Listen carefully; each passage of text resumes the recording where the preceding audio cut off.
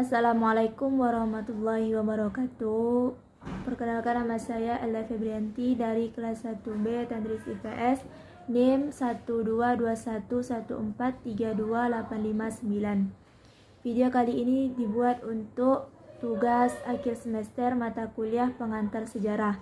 Nama dosen Bapak Nurdiansyah MPD. Soal yang pertama, jelaskan tentang gelombang revolusi di Indonesia sampai tahun 1949. Revolusi di Indonesia adalah sebuah konflik bersenjata dan pertentangan diplomasi antara Republik Indonesia yang baru lahir melawan Kerajaan Belanda yang dibantu oleh pihak sekutu, diwakili oleh Inggris. Rangkaian peristiwa ini terjadi mulai dari mendaratnya pasukan sekutu Inggris pertama kali di Jakarta pada 29 September 1945 yang dipimpin oleh Letnan Jenderal Christine-Shaw setelah ditandatanganinya Civis Afaris Agreement. Konflik ini berlangsung selama 4 tahun sehingga pengakuan kemerdekaan Indonesia oleh Kerajaan Belanda pada 27 Desember 1949.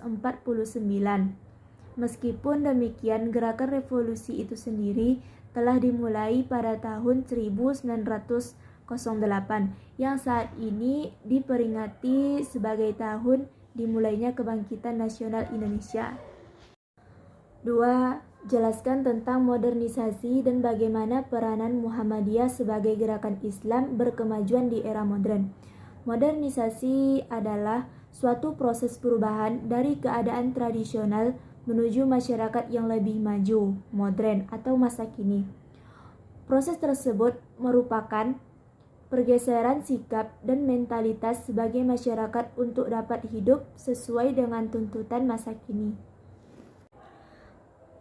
Peranan Muhammadiyah dalam gerakan Islam berkemajuan berani mengeluarkan pikiran yang sehat dan murni dengan dasar Al-Quran dan hadis.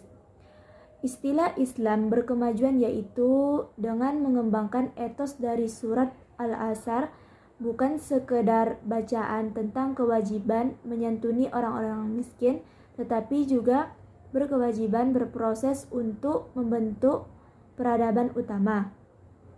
Muhammadiyah merupakan gerakan pencerahan menuju Indonesia berkemajuan. Konsep Islam berkemajuan di era modern ini adalah merupakan respon dari fenomena yang ada, yaitu globalisasi, terutama kebudayaan, baik dalam bentuk Arabisasi ataupun Westernisasi. Dengan mengembangkan kemajuan akal, Muhammadiyah berinovasi dalam pengembangan dakwah dan program nyata untuk mengangkat citra Islam di masyarakat, seperti Muhammadiyah membangun banyak rumah sakit, panti sosial dan lainnya dalam upaya menerapkan konsep Islam yang kosmopolitan. 3. Uraikan faktor-faktor pendorong pemerintahan Soekarno untuk mengganti sistem politik demokrasi parlementer menjadi demokrasi terpimpin. Faktor-faktor yang mendorong munculnya perubahan dari sistem politik demokrasi parlementer ke sistem politik demokrasi terpimpin.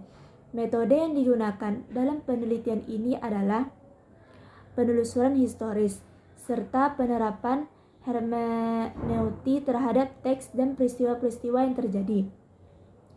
Hasil penelitian menunjukkan bahwa keinginan Soekarno atau pemerintahan saat itu tidak melihat perpecahan bangsa Indonesia sangat besar. Soekarno menyatakan dalam beberapa pidato bahwa penyebab perpecahan ini karena adanya oposisi dalam pemerintahan tidak mampu memberikan kritik atau konstruktif, tetapi bahkan berusaha menghancurkan pemerintahan. Untuk itu Soekarno meniadakan peran partai dalam pemerintahan dengan satu prinsip bahwa yang utama adalah identitas bangsa Indonesia, bukan partai politik. 4. Jelaskan kebijakan-kebijakan pemerintah Orde Lama dan Orde Baru dalam bidang politik dan ekonomi. dan permasalahan terkait dengan demokrasi Indonesia di kala itu. Kebijakan ekonomi yang dikeluarkan pada masa Orde Baru, yang pertama, Rencana Pembangunan 5 Tahun Repelita pada April 1969. Pemerintahan menyusun rencana pembangunan 5 tahun Repelita yang bertujuan untuk meningkatkan sarana ekonomi, kegiatan ekonomi, serta kebutuhan sandang dan pangan. Repelita ini akan dievaluasi selama 5 tahun sekali. Repelita yang pertama tanggal 1 April 1969 sampai 31 Maret 1974. Sasaran utama hendak dicapai adalah pangan sandang papan perluasan lapangan. B. Repelita 2 tanggal 1 April 1974 sampai 31 Maret 1979. C. Repelita 3 tahun 1979 sampai 31 Maret 1984. Pelita 3 ini menekankan pada trilogi pembangunan dengan menekankan pada asas pemerintahan. Pelita 3 1 April 1984 sampai 1989.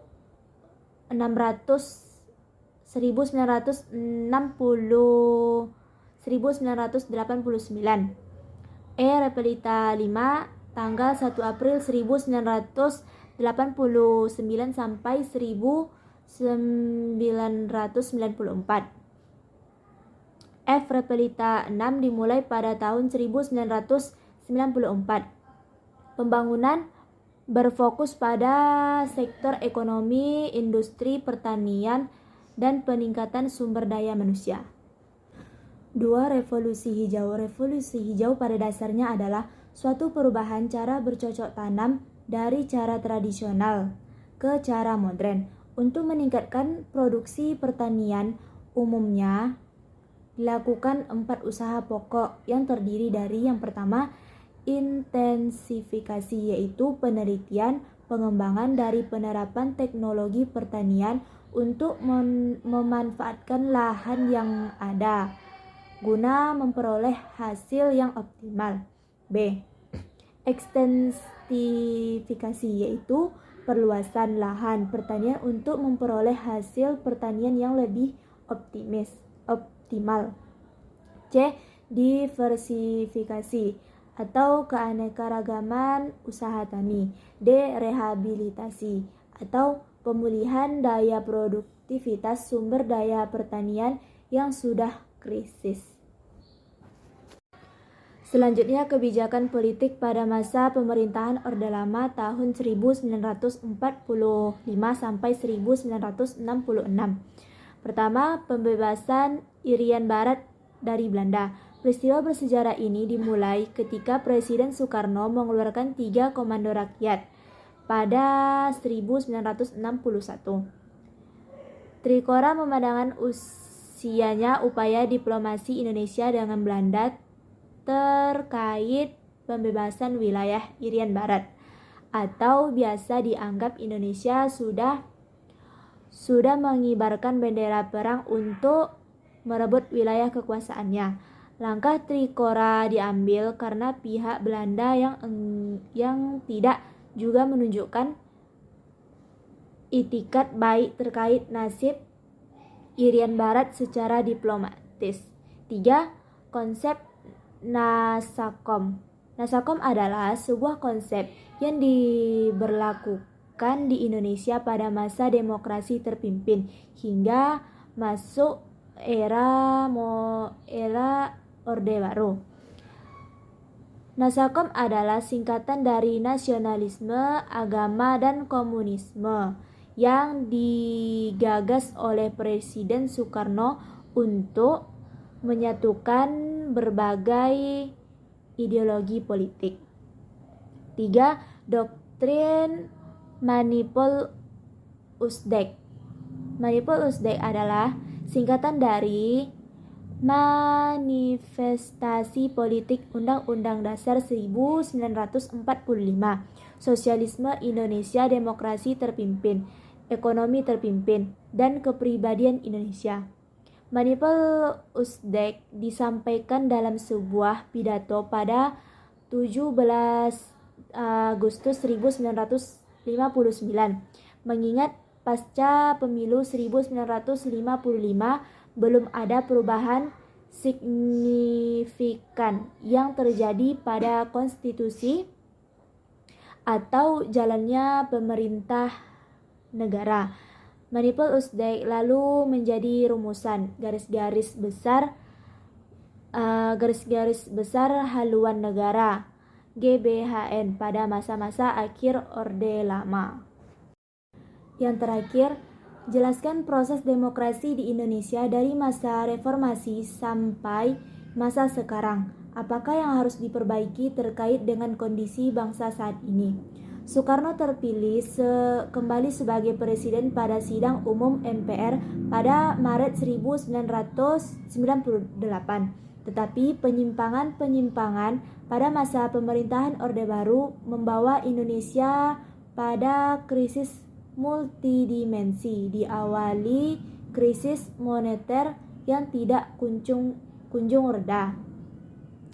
Krisis moneter membawa akibat terjadi krisis politik di mana tingkat kepercayaan rakyat terhadap pemerintahan begitu kecil. Kerusuhan-kerusuhan terjadi hampir setiap daerah di Indonesia. Akibatnya pemerintahan Orde Baru di bawah pimpinan Presiden Soekarno terperosok ke dalam kondisi yang diliputi berbagai tekanan politik, baik dalam luar maupun dalam negeri dan dunia internasional, terutama Amerika Serikat, secara terbuka meminta Soeharto mundur dari jabatan sebagai presiden. Dari dalam negeri timbul gerakan massa yang dimotori oleh mahasiswa turun ke jalan menuntut Soeharto lengser dari jabatannya. Cukup sekian dari saya. Terima kasih. Wassalamualaikum warahmatullahi wabarakatuh.